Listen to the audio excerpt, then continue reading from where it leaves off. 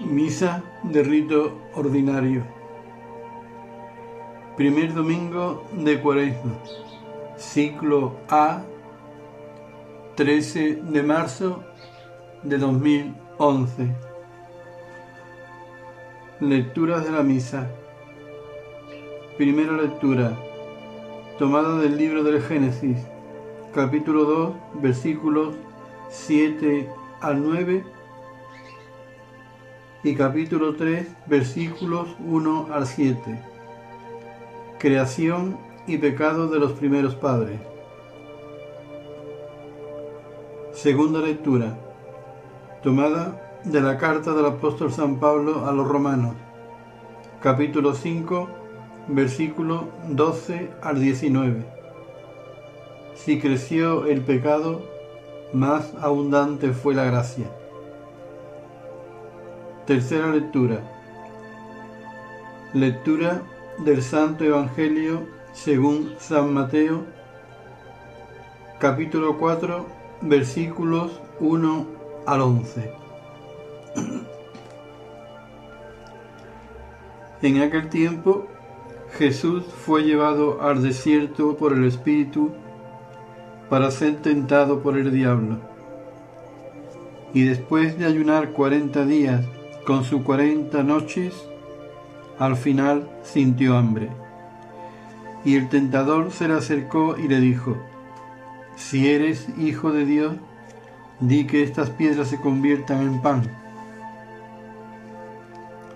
Pero él le contestó diciendo: está escrito, no solo de pan vive el hombre, sino de toda palabra que sale de la boca de Dios. Entonces el diablo lo llevó a la ciudad santa, lo pone en el alero del templo y le dice: si eres hijo de Dios, tírate abajo, porque está escrito, encargará a los ángeles que cuiden de ti y te sostendrán en sus manos para que tu pie no tropiece con las piedras. Jesús le dijo: también está escrito, no tentarás al Señor tu Dios. Después el diablo lo lleva a una montaña altísima y mostrándole todos los reinos del mundo y su esplendor le dijo: todo esto te daré si te postras y me adoras. Entonces le dijo Jesús: vete, Satanás, porque escrito está, al Señor tu Dios adorarás y a Él solo darás culto. Entonces lo dejó el diablo y se acercaron los ángeles y le servían. Palabra del Señor. Gloria a ti, Señor Jesús.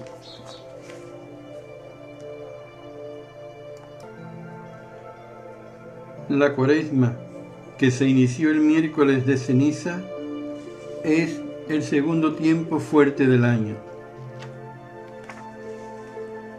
Empezó a ponerse en práctica en el siglo IV. Es un camino de 40 días hacia la Pascua cristiana, hacia la celebración de la pasión, muerte y resurrección de Cristo, que es el núcleo fundamental de nuestra fe, el recuerdo de aquel que fue un hombre para los demás, Jesús de Nazaret. Ante cualquier acontecimiento importante, necesitamos una adecuada preparación. Si en vez de algo es alguien, se necesita una preparación esmerada, poner a punto todas nuestras capacidades. Lo que esperamos es el paso del Señor. Esto exige de nosotros la conversión, de modo que demos muerte al pecado que había en cada uno de nosotros. La conversión es exigencia fundamental y afecta a la mente y al corazón. Convertíos de todo corazón, clama el profeta Joel.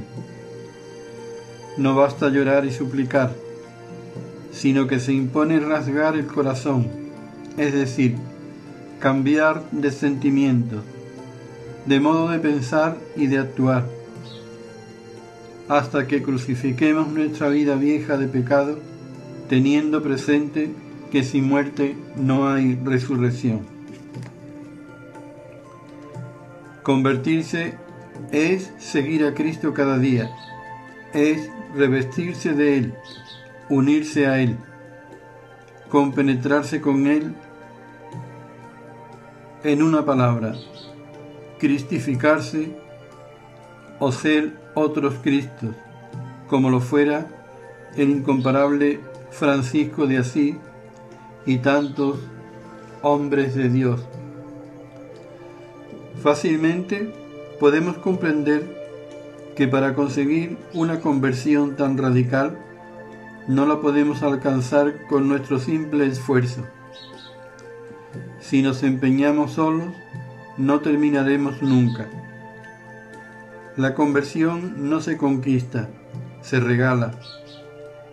El que se cree un convertido, un santo, es el que menos sabe de santidad y de Dios. Y al contrario, el que se siente un ruin y miserable, poniendo su confianza en el Señor, está en el buen camino. Nosotros podemos poner el deseo, la confianza, la apertura, pero el resto de la conversión es obra de Dios. Por tanto, no nos empeñemos tanto en convertirnos cuanto en pedir al Señor que nos convierta. Digamos más bien: Señor, conviérteme. Señor, cambia mi corazón. Señor, transforma mi espíritu, eliminando el orgullo y toda sombra de pecado para ser signo de resurrección. Teresa de Calcuta rezaba de esta manera: Jesús, ayúdame a infundir tu perfume donde vayamos. Inunda nuestras almas con tu espíritu y con tu vida. Penetra y posee todo nuestro ser, de tal manera que nuestras vidas no sean sino una irradiación de la tuya. Resplandece a través de nosotros y sé de tal manera en nosotros que toda alma que tú nos harás encontrar pueda sentir en nosotros tu presencia.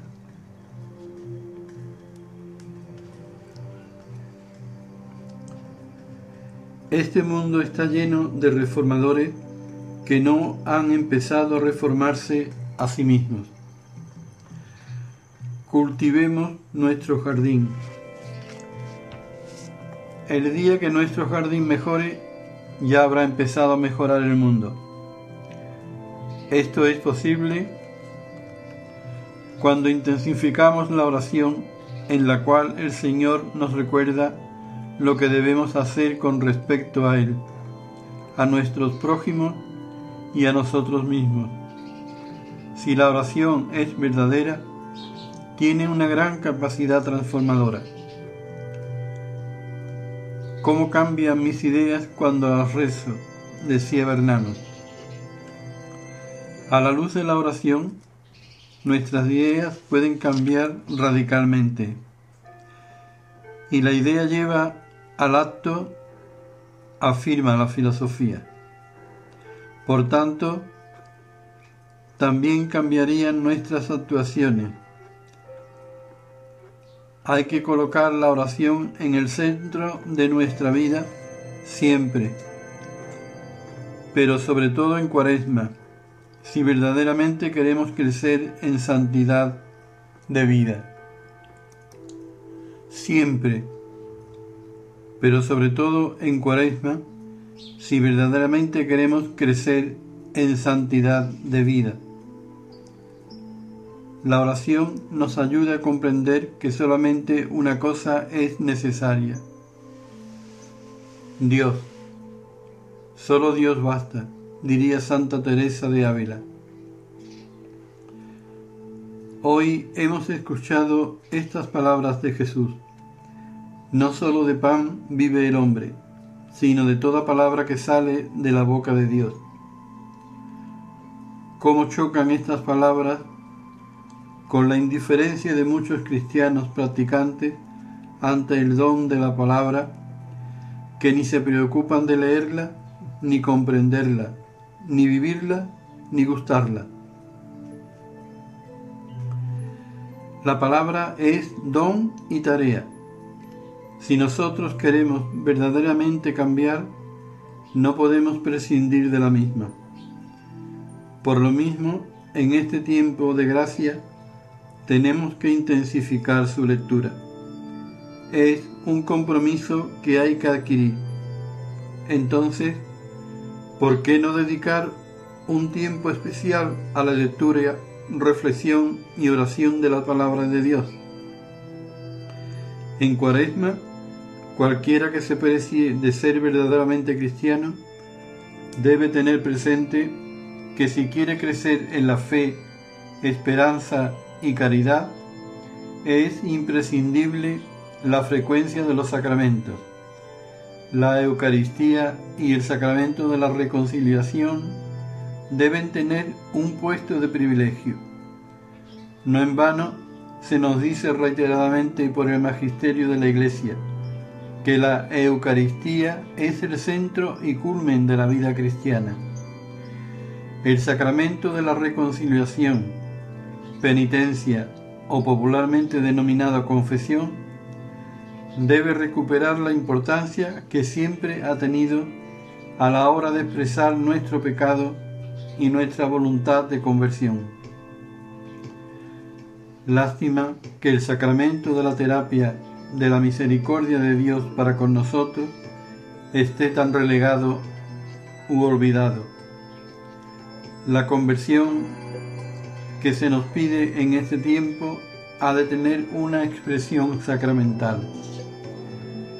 La Cuaresma debe tener un significado hondo. Es un momento singular para plantearse el sentido de nuestra existencia y confrontarla con la verdad del Evangelio.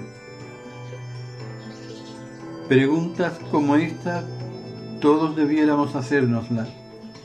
¿Qué sentido tiene mi vida? ¿Para qué vivo verdaderamente? ¿Qué lugar ocupa Dios y los otros en mi peregrinaje por este mundo? ¿A qué consagro mi vida? No deberíamos olvidar en este tiempo de Cuaresma las palabras del salmista. Ojalá escuchéis hoy su voz, no endurezcáis el corazón. Alabado sea Jesucristo.